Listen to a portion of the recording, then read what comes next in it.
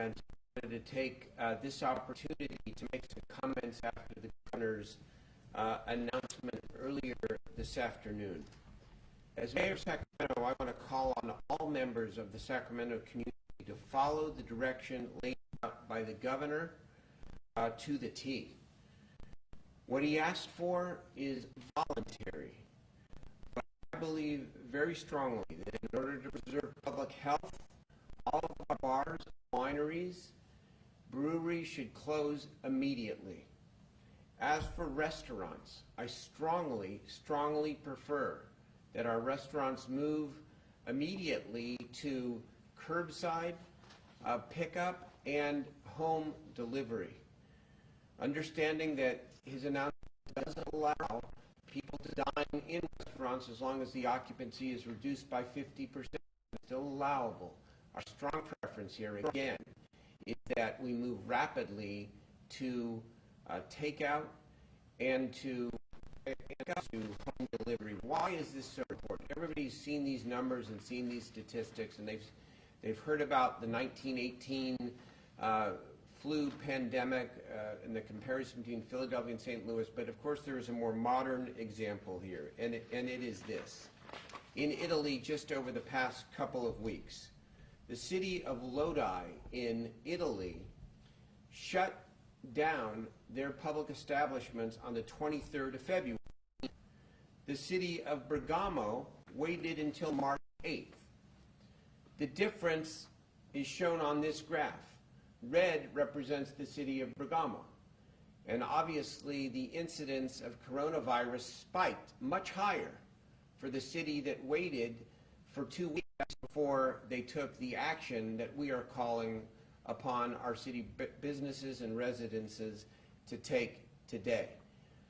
We know that these decisions and these requests will in fact require real sacrifices, and nobody is at all has any illusions about the real economic harm for our businesses and for our workers. There is no question about that. But our sacrifices will also keep people alive and help keep people safe and healthy.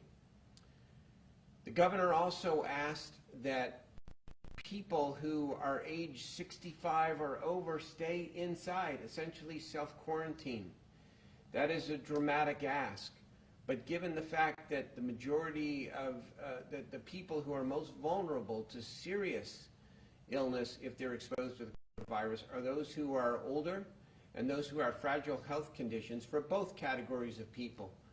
Please stay indoors, or at least do not mingle with other people.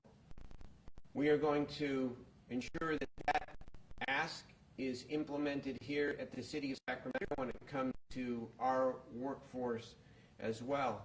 And of course, the people that stay home that work for the city will lose no wages, will not be harmed in any way as a result of that request. Friday, the City Council passed a measure that would grant $1 million of small business assistance to restaurants, to retailers, and child care providers that are affected by the coronavirus. Today, we have had a number of conference calls with our business and restaurant community, and we intend to continue working furiously over the next days and to work with the to see what we can do to help mitigate the economic harm beyond the $1 million that we have already put forward. My colleague, Councilmember Steve Hansen, together with Councilmember Eric Guerra, have led an effort to work with the home delivery companies to get them to be part of the solution, and they're all stepping up in big ways. Postmates has already announced for businesses in their platform that they're waiving commission fees, and they'll also waive fees for new businesses, new food establishments that join. We know that Sacramento workers are also likely to lose income as restaurants and other businesses scale down. We are working, as we announced last week, with the Central Labor Council, but we've also added our business partners, and we will be meeting tomorrow to establish a hotline where any worker or small business can talk to a live person, not get advice, but get assistance, whatever assistance they need, to fill out the various unemployment forms or other small business assistance forms that will allow them to know that they are not alone as they go through these difficult days and weeks ahead. We were also working with our state legislative delegation as well as the governor's office to try to build out a broader economic package beyond the $1 million that we have already authorized last Friday. I believe the cavalry will come from a lot of directions over the course of the next couple of days or weeks to try to help out all of our individuals and businesses who are understandably worried about what this means for their lives. Again, we want to urge anyone over age 65 to stay indoors, and also those with underlying medical conditions. On the homeless issue, the governor did not give great details today, but I'm actually very heartened that part of this crisis response is to say what we have been saying as a state task force for now a number of months. We need a legally enforceable mandate to bring people indoors, and certainly voluntarily first, but everyone needs to be indoors. And if we can use this crisis, this terrible crisis, to take the next steps to find enough beds, enough shelter, enough navigation centers, enough permanent housing, enough permanent supportive housing to dramatically reduce the number of people that are on the streets, that would be an incredible silver lining out of a most difficult time. The issue of hoarding has come up a lot over the last couple of days, and I know I talked to the good people at Rayleigh's today. They're going to institute a policy where people are going to be limited in terms of how much they can purchase in terms of paper, in terms of in basic foodstuffs, in terms of eggs and milk. And I just want to say to the people of Sacramento, we are all in this together. Please do not hoard. Do not hoard, because you're making it very difficult for others. You're making it very, very difficult for the nonprofits that are trying to serve the most vulnerable populations if you, in fact, are finding a place where you can buy massive quantities of toilet paper or paper towels or eggs. It's not necessary. There will be enough for everybody. And please look out for your fellow Sacramentans and don't hoard. Finally, maybe on a slightly more positive note, yesterday I was very heartened to bring together leaders from all of our Sacramento school districts, our city management, our city elected officials, our county leadership, including Supervisor Phil Cerna, our state legislative delegation, including Senator Pan, Assembly Members McCarty and Cooley, Congresswoman Matsui, staff to talk about how we can begin helping our kids who are going to be out of school for at least the next several weeks, and how we can assist their parents, their working parents, who need an option and a safe place for their kids to go while they work. It was a great conversation, and we are working on a number of fronts. One is to see if we can develop some consistent curriculum across district lines that can be taught online or even on public television or one or more of our network stations.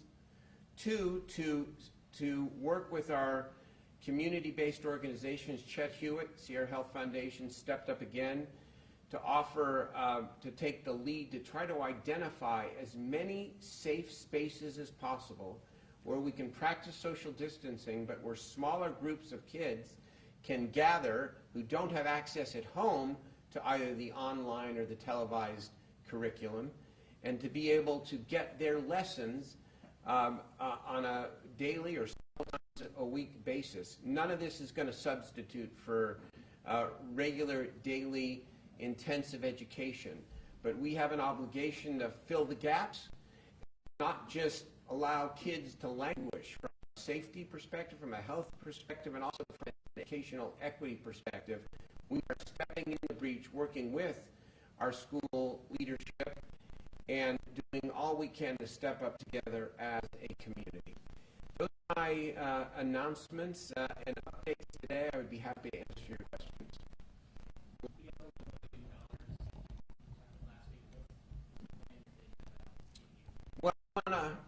want to up that, but the city has limited resources itself. So we're going to need a regional approach. We're going to need a philanthropic approach. We're going to need a private sector approach. And we're working on, my colleague Jay Chenier is taking the lead to see how we might develop some sort of ready-made fundraising apparatus so that we can raise more resources from beyond city government to try to have as much money as we can to be able to assist the small businesses, to be able to assist the workers, to be able to assist all those who are economically affected by the impact of the coronavirus.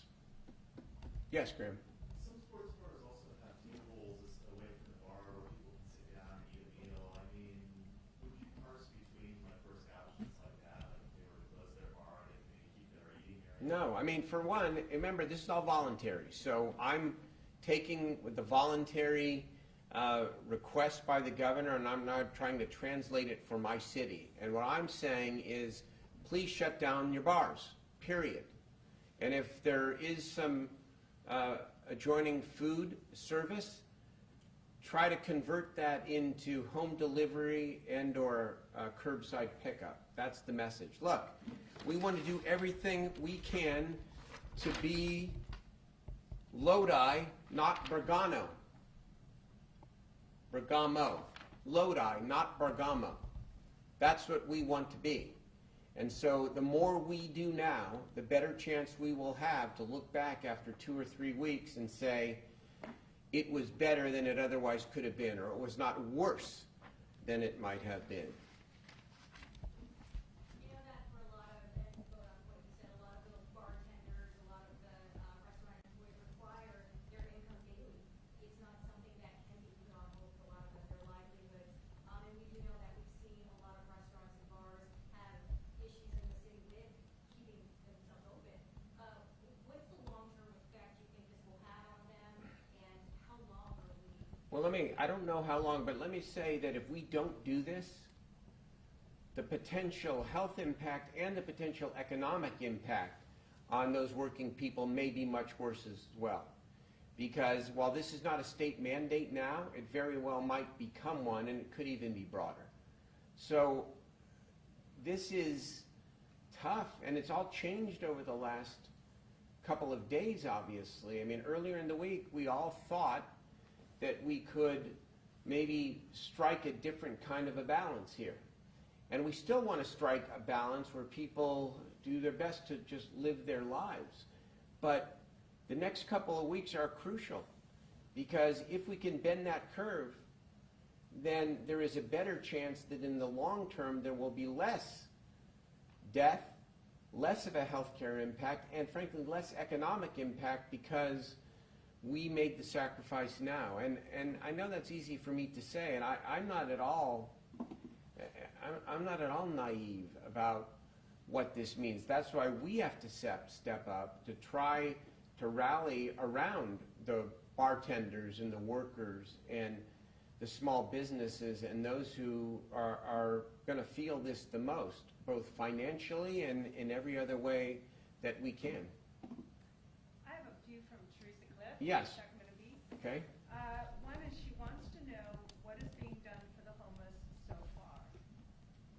Well, we continue, we are continuing to follow through, of course, on all the projects that we have started, which is to final the North Sac Tiny Home Project and continue to work with the state on the WX and to get the Meadowview shelter up as quickly as possible. And we are going to be talking with our county partners, with the other cities in the region and the state of California to see what we can all do together over the next days and weeks, because admittedly, all the things that we are doing as a city are in the short run weeks out, and in the longer run months out. And so this is an opportunity now.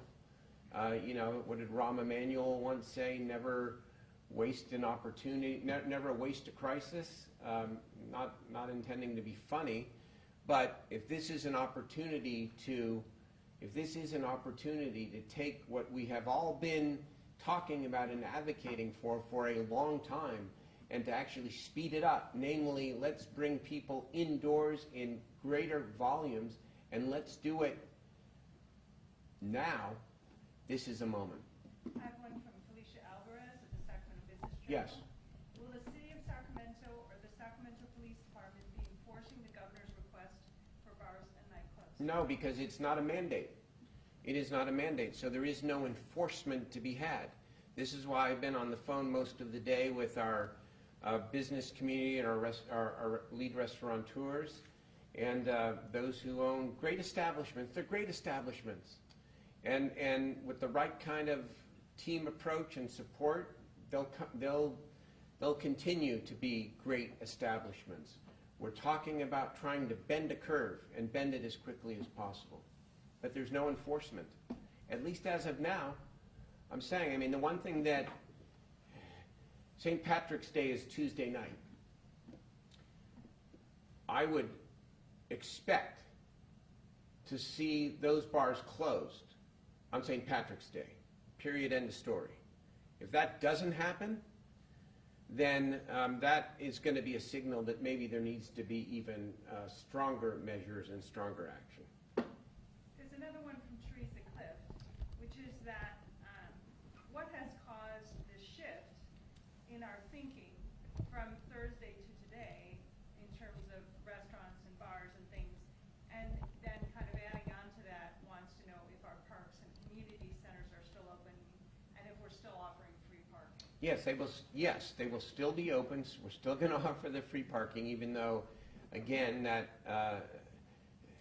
we're asking people now largely to stay away from the restaurants, but I think we still will. Okay. Yes, parks and community centers will continue to be open so long as everyone practices the social distancing that is required. What's changed? The national and state conversation is changing rapidly, and the information, the scientific information, is coming in pretty quickly and changing quickly as well. A week or so ago, we all believed that it was possible to mitigate the spread by simply taking precautions on behalf of the elderly and people with fragile medical conditions. Over the last number of days, in part based upon the experience of other countries, including Italy, our public health officials throughout the state and throughout the country are now saying very, very clearly that if we want to reduce the amount of time that this is going to continue, that better to take more dramatic action now than to try to, if you will, triage our way through this more slowly and just simply hope for the best. Mayor, people who said that the actions being taken by both the state and local governments is an overreaction to this virus. What do you say to that? I'm saying thousands of people have died in Italy, and the experience and the red flag, if you will, speaks very clearly to us that we have an opportunity now to try to bend the arc, to try to slow down the rapid spreading of this virus, which does not kill younger people, but in fact creates the most serious of health conditions, including death for people who are older and for people with medical conditions. Where are you getting your guidance from, and where are all governments being influenced by? Well, we are working very closely with the state and the state health officials. Secretary Galley, I mean, we're in contact with the governor's people. I'm in touch with the governor directly and his chief of staff. All of and so we're relying on the top officials in the state and our own county health official, Peter Bielenson, I think, who has been very, very good. And everybody is adapting, if you will, as it goes. And then, you listen to Fauci at the federal level, and he's basically saying the same thing now, that it is best if we take the utmost of precaution now to try to slow down the spread of the virus. How do you expect to move forward with the city's payment obligations between Measure U and Well, we can manage the loss of parking revenue as we have talked about, as we talked about on Friday. In terms of Measure U, we're still fully committed to Measure U implementation, but we also know that in the business of government, you always have to be flexible. And this is the urgent need of the moment. Howard Chan, our city manager, sitting here, and I and our city council work very, very well together. And we're going to figure all that out, but I'm not worried about that right now. I'm worried about how we bend the curve. Has there been any discussion about like gyms or hotels, what to do about that? So we have not yet gotten that kind of guidance on gyms or hotels. That has come up quite a bit today. I think the current guidance on gyms is that if you use the gym, make sure you're distant from whoever you might be exercising next to, and use all the sanitary precautions before you begin exercising. And I think that's what remains for now. Going off what he said, can we see this also expected for DSPs, for grocery stores, that who are integrating their packing into these services, or any implementation? You know, we're going to be talking to the grocery industry. I mean, I think you talk about food, it's an essential. And we already have a lot of challenges with people, especially if the elderly people are going to be people over 65. I don't know that they're elderly, by the way, but people over 65, that if they are quarantining themselves, which the governor is asking them to do, then we're going to have to really ramp up our food delivery for people, not just who would otherwise want to eat in a restaurant, but just for grocery shopping and other basic necessities. And so we'll figure that part out. I have no doubt. Yeah. For the bar and restaurant industry you spoke to earlier, what was their reaction? They probably knew, did they know this was coming? Yeah, I mean, I would characterize their reaction as it's very sobering. But these are all Sacramentans, and I didn't hear anybody, fire back like, how dare you? None of that. I mean, because we're all dealing with the same situation and the same set of facts. Thank you. Oh, Anita, I'm sorry. The governor prioritized homeless population. Yes. Can you put on there statewide? Yes. Tell me how important or why that's critical to prioritize homeless population, and do you think it's possible to have that kind of mass movement of more than 100,000 or street people without some kind of enforcement? Yeah. Well, first of all, people who are living on the streets generally tend to have a higher incidence of adverse health conditions, physical health, mental health, substance abuse, but physical health especially. People live on the street, they're very susceptible to disease and infection. And so allowing people to continue to live on the street is really an invitation for a more widespread of the disease.